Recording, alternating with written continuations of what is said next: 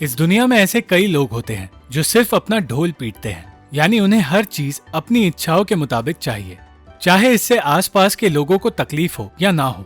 और ये लोग अपने आसपास के लोगों जैसा नहीं बनना चाहते, इसीलिए उन्हें एक रेबल कहा जाता है। ऐसा ही एक रेबल है 1979 की फिल्म द टिन ड्रम में, जो अपने आसपास उम्र में बड़े लोगों की आदतें और उनकी जिंदगी देखने के बाद ये फैसला लेता है कि वो कभी बड़ा नहीं होगा और उम्र के खिलाफ इस तरह लड़ता है जिस तरह कोई क्रांतिकारी समाज के खिलाफ लड़ता हो। Hello and welcome to 90 production films and music. I am Dikshant and this is inside a movie. अगर आप इस चैनल पर नए आए हैं तो चैनल को सब्सक्राइब करना और बेल आइकन दबाना मत भूलना। फिल्म की शुरुआत में हम पोलैंड के एक इलाके में एना ब्रॉन्स्की नाम की एक औरत को देखते हैं, जिसके पास एक आदमी जोसेफ भागते हुए आया और पुलिस से छिपने के लिए उसने एना से मदद मांगी। एना ने उसकी मदद की और उस दिन से वो दोनों पुलिस से छिपते छिपाते एक साथ रहने लगे। 1 साल तक पुलिस से बचने के बाद आखिरकार जोसेफ पकड़ा ही गया और उस दिन पानी में कूदने के बाद वो फिर कभी किसी को नहीं दिखा। कुछ लोगों का कहना था कि वो डूब गया और कुछ का कहना था कि वो अमेरिका में फरार हो गया और एक रईस बिजनेसमैन बनकर जी रहा है। दूसरी ओर एना ने अपना वक्त बाजार में चीजें बेचते हुए गुजारा और फिर पहला वर्ल्ड वॉर आया। एना और जोसेफ की बेटी एग्नेस अपने कजिन जैन से प्यार करती थी, जो एक पोलिश पोस्ट ऑफिस में काम करता था, और साथ ही साथ वो एल्फ्रेड से भी प्यार करती थी, जो एक जर्मन शेफ था। इस लव ट्रायंगल की वजह से जन्मा ऑस्कर, जिसका असली पिता एग्नेस का पति एल्फ्रेड था या जैन, ये कोई नहीं जानता था। ऑस्कर पैदा नहीं होना चाहता था, पर जब उसकी माँ ने कहा कि वो उसे 3 साल की उम्र होने पर एक टिन ड्रम देगी, ऑस्कर ने रोना बंद किया। 3 साल की उम्र में जब उसने अपने बर्थडे पार्टी में अपने परिवार और आसपास के लोगों को शराब के नशे में देखा, तो उसे एहसास हुआ कि वो कभी बड़ा नहीं होना चाहता और उसने फैसला कर लिया कि वो उन लोगों जैसा नहीं बनेगा और हमेशा के लिए एक बच्चा बनकर ही रहेगा। और हमेशा के लिए एक बच्चा रहने के लिए वो सीढ़ियों से कूद गया। उस दिन के बाद ऑस्कर हमेशा के लिए 3 साल का रह गया।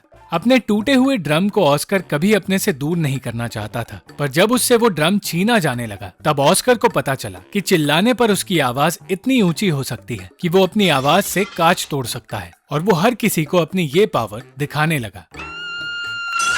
उस दौर में नाजी जर्मन्स उस जगह पर आ गए थे और ये बात वहाँ रह रहे लोगों को पसंद नहीं थी। ऑस्कर अब 6 साल का हो चुका था, पर ना तो वो बड़ा हो रहा था और ना ही अपने ड्रम को छोड़ना चाहता था, और अगर कोई उससे उसका ड्रम अलग करने की कोशिश करता तो अपने ड्रम के लिए लड़ते हुए वो अपनी आवाज से कांच तोड़ने लगता। ऑस्कर की आवाज की अनोखी ताकत के बारे में एक मेडिकल जर्नल में लिखा गया, पर उसके परिवार को सिर्फ ये जानना था कि वो बड़ा क्यों नहीं हो रहा। एग्नेस हर थर्सडे ऑस्कर के साथ शहर जाया करती है और काम के बहाने ऑस्कर को एक दुकान में छोड़ जैन के पास चली जाती है। पर एक दिन ऑस्कर को इस सच्चाई के बारे में पता चल जाता है। कुछ सालों बाद 12 साल का ऑस्कर अपने माता पिता के साथ सर्कस देखने जाता है, जहां बौने लोगों को परफॉर्म करते देख उसके माता पिता को एहसास होता है कि शायद ऑस्कर भी बौना है और इसीलिए वो बड़ा नहीं हो रहा। शो के बाद ऑस्कर बेब्रा नाम के एक बौने आदमी से मिलता है, जो जानता है ऑस्कर भी उसी की तरह है, और ऑस्कर के अनोखे टैलेंट को देखने के बाद वो उसे अपने साथ सर्कस में काम करने के लिए कहता है। पर उसे बेब्रा के पास देखकर उसके माता पिता परेशान हो जाते हैं। पोलैंड में घुसने के बाद नाजी जर्मन्स पोलिश लोगों को दबाकर रख रहे थे। वो दुकानदार जिसके पास एग्नेस हर हफ्ते ऑस्कर को छोड़ती है, वो एक ज्यूइश आदमी मार्कस है, जो एग्नेस को सलाह देता है कि उसे जैन को छोड़ एल्फ्रेड के साथ रहना चाहिए, क्योंकि जल्द ही जर्मन्स पूरे पोलैंड पर कब्जा कर लेंगे। वो खुद भी एग्नेस से प्यार करता है और चाहता है कि वो और ऑस्कर उसके साथ लंदन चले जाए, पर एग्नेस इस बात से इनकार कर देती है। एग्नेस किसी बात से परेशान थी और साथ ही ऑस्कर के हर बार किसी मुसीबत में पड़ जाने से उसे तकलीफ होने लगी। इस परेशानी में वो अचानक हर रोज सिर्फ मछलियाँ खाने लगी, जबकि मछलियों से उसे सख्त नफरत है और वो खाते ही उसे उल्टियाँ होने लगती है। एल्फ्रेड ने ये बात एग्नेस की माँ को बताई और तब उन्हें समझ आया कि एग्नेस प्रेग्नेंट है, पर एग्नेस उस बच्चे को जन्म नहीं देना चाहती, क्योंकि वो जानती है वो बच्चा जैन का होगा और वो अपने पापों का बोझ उठा नहीं पा रही।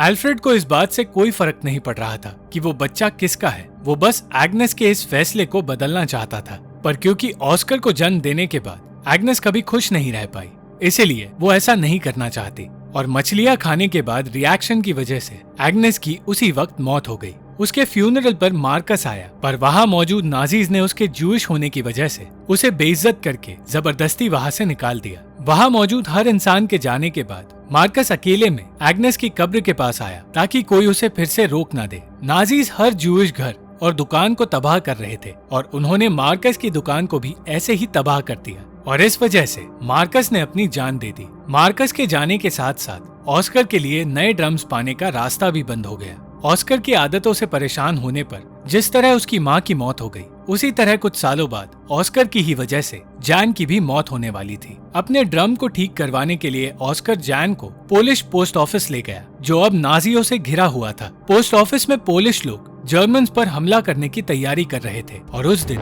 जर्मन्स और पोलिश के बीच गोलीबारी हुई।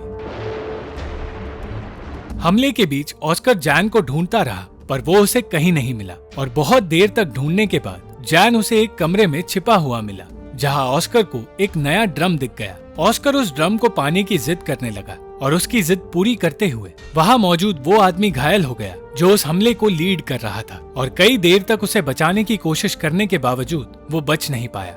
उस पूरी बिल्डिंग को आग लगा दी गई और दूसरों के साथ साथ जैन को भी बंदी बना लिया गया और फिर उसे मार दिया गया। और जैन के मौत की बात ऑस्कर को एक आदमी ने बताई जिसकी मानसिक स्थिति ठीक नहीं है। कुछ दिनों बाद एल्फ्रेड ने 16 साल की मारिया को अपनी दुकान में नौकरी दी। वो ऑस्कर को भी संभालने लगी और ऑस्कर को कुछ वक्त बाद उससे प्यार होने लगा। वो खुद भी मारिया की उम्र का ही था, पर मारिया को इस बात पर भरोसा नहीं था क्योंकि ऑस्कर अब भी एक बच्चे की तरह दिखता था। ऑस्कर उसके करीब आने लगा, पर फिर उसे पता चला कि एल्फ्रेड और उसका अफेयर चल रहा है। मारिया को एल्फ्रेड से प्यार था, पर एल्फ्रेड सिर्फ उसका इस्तेमाल करना चाहता था और इस बात से मारिया को बहुत तकलीफ हुई। जब रोती हुई मारिया को ऑस्कर ने संभालने की कोशिश की तो उसने उसे बौना कहकर धक्का दे दिया। जब वो होश में आई तब उसने ऑस्कर से माफी मांगी, पर ऑस्कर ने पलटकर उसे मारा और वहाँ से चला गया।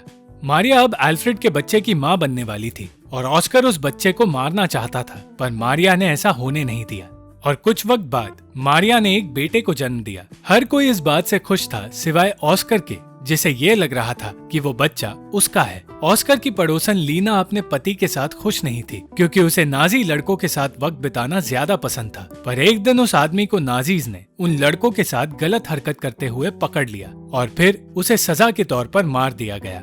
ऑस्कर का दोस्त बेब्रा वर्ल्ड वॉर 2 के दौरान नाजी आर्मी में बड़े ओहदे पर काम करता था और उसने ऑस्कर को अपनी टीम में आने के लिए कहा जो पेरिस में परफॉर्म करने वाले हैं। ऑस्कर उन लोगों के साथ नाजी सिपाहियों के मनोरंजन का काम करने लगा और अपने साथ काम कर रही लड़की रोजविता से प्यार करने लगा। ऑस्कर उन सब के साथ खुश था और एक अच्छी जिंदगी अपने तरीके से जी रहा था, पर फिर एक दिन अमेरिकन सिपाहियों ने वहाँ हमला किया और हमले में रोजविता मारी गई।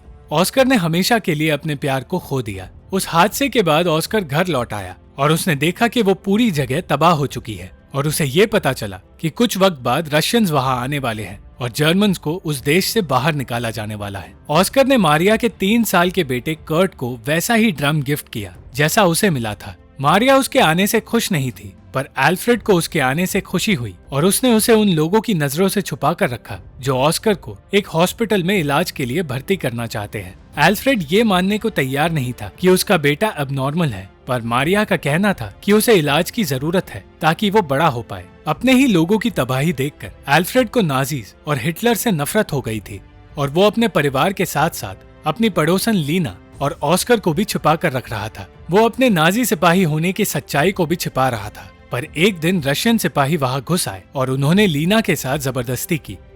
एल्फ्रेड के नाजी होने की सच्चाई छिपाने में ऑस्कर ने उसकी मदद की और उसे छिपाने के लिए वो पिन दिया जो एल्फ्रेड के नाजी होने की सच्चाई का सबूत था, पर बचने की कोशिश में एल्फ्रेड के गले में वही पिन अटक गई जिसे वो गर्व से अपने पास रखा करता था और उन रशियन सोल्जर्स ने उसे मार दिया।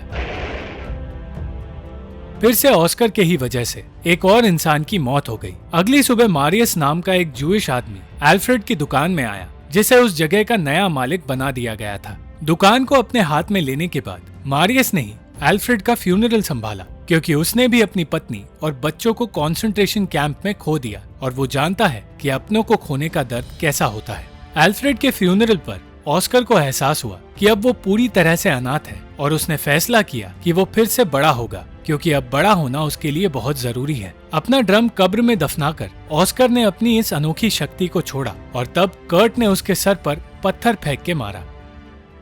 तब वहां मौजूद एक आदमी ने बताया कि ऑस्कर फिर से बड़ा होने लगा है और ये एक चमत्कार है। अंत में एना को छोड़ ऑस्कर का पूरा परिवार उस देश को छोड़कर एक बेहतर जिंदगी जीने चला गया और तब ऑस्कर को पता चला कि उसके चीखने की शक्ति भी उसने खो दी है। एना अंत में वही रुक गई जहां ऑस्कर की कहानी की शुरुआत हुई थी और अपनी जिंदगी में वो अकेली आगे बढ़ने लगी।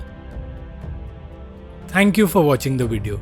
अगर आपको ये वीडियो पसंद आई तो लाइक, शेयर और कमेंट जरूर करना और चैनल को सब्सक्राइब करना मत भूलना।